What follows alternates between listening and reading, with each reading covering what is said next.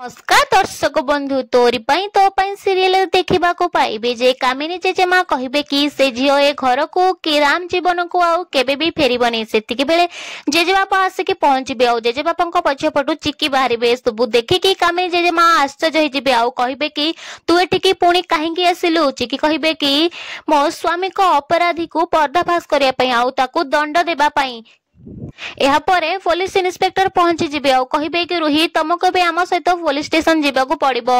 रुही कहिबे कि ना मु सेमिति किछि भी करिनी मु दोष करिनी तो मु काहेकि पुलिस स्टेशन जीबी। यशोदा अनुज को नहीं आसी पहुंची जिबे कहिबे कि तू केवल दोष नुह तू बहुत अपराध करचु तू राम आउ दी जण अनुज को दी जण को तू खराब मेडिसिन देकी तांको पागल करिचु। कामिनी कहिबे कि ना मो सिया सेमिति किछि भी करिनी से सेमिति किछि भी करि परिबनी। या परे यशोदा कहिबे कि हां से करिछि आउ तार प्रमाण मिली सारिछि।